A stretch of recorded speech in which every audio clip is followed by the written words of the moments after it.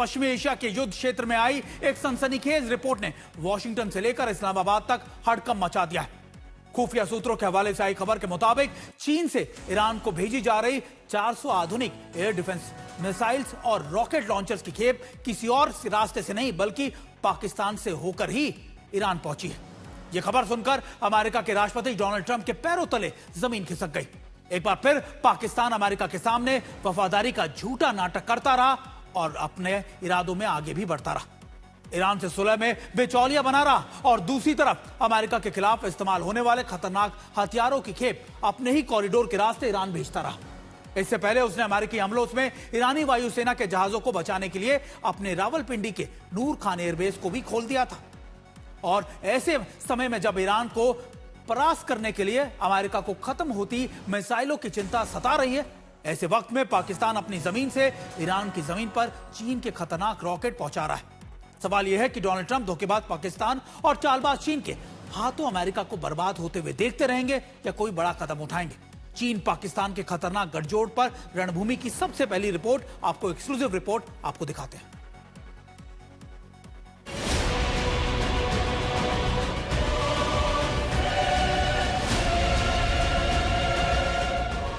अंतर्राष्ट्रीय media agency Reuters की एक सनसनीखेज रिपोर्ट ने हड़कंप मचा दिया है। रिपोर्ट के मुताबिक अमेरिका के खिलाफ युद्ध में बुरी तरह टूट चुके ईरान को फिर से खड़ा करने के लिए चीन और पाकिस्तान ने गुपचुप साजिश रची है।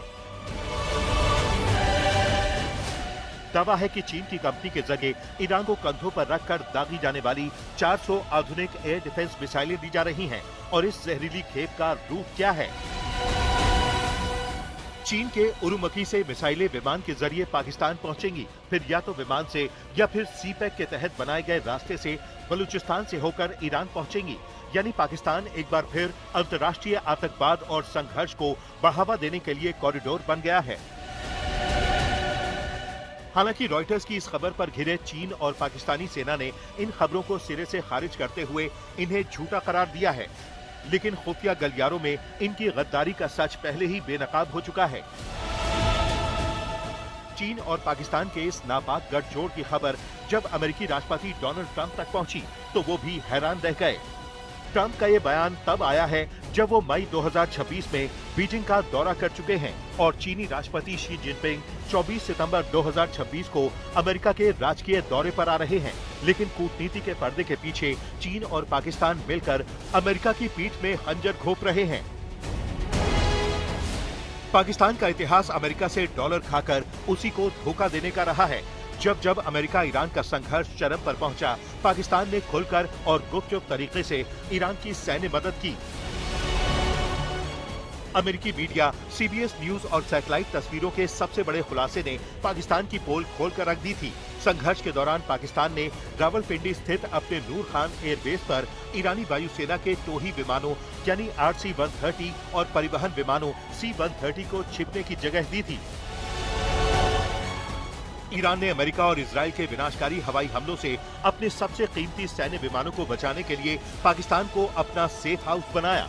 यानी अमेरिका का सहयोगी बनने का नाटक करने वाले पाकिस्तान ने अपनी धरती का इस्तेमाल अमेरिकी दुश्मनों को पनाह देने के लिए किया। और इस बार पाकिस्तान के साथ उसका मालिक चीन भी आ गया है। चीन की मिसाइलें और पाकिस्तान की सरजमीन, ये जोड़ी अब दुनिया की शांति के लिए सबसे बड़ा खतरा बन चुकी है। पोर्टेबल एयर डिफेंस सिस्टम छोटे छोटे दस्तों को दिए जा सकते हैं, जिन्हें कहीं भी छिपाकर अमेरिकी विमानों पर हमला किया जा सकता है। चीन और पाकिस्तान का मकसद साफ है, ईरान के जरिए अमेरिका को उलझाए रखना। पाकिस्तान अमेरिका के पैसे और इमदाद पर पलता है, लेकिन जब वफादारी की बात आती है तो वो चीन की गोद में जाकर बैठ जाता है और अमेरिकी ताकतों के खिलाफ हथियार सप्लाई का जरिया बनता है। नूर खान एयरबेस पर ईरानी जहाजों को छुपाने के लिए चीनी मिसाइलों का रास्ता बनने तक पाकिस्तान की गद्दारी के सबूत अब पूरी दुनिया के सामने हैं। सवाल ये है कि क्या अमेरिका अब भी पाकिस्तान की इस दोहरी चाल को नजरअंदाज करेगा या फिर चीन और पाकिस्तान के इस नापाक गठजोड़ पर कोई सख्त और बड़ा एक्शन लेगा। आज तक ब्यूरो।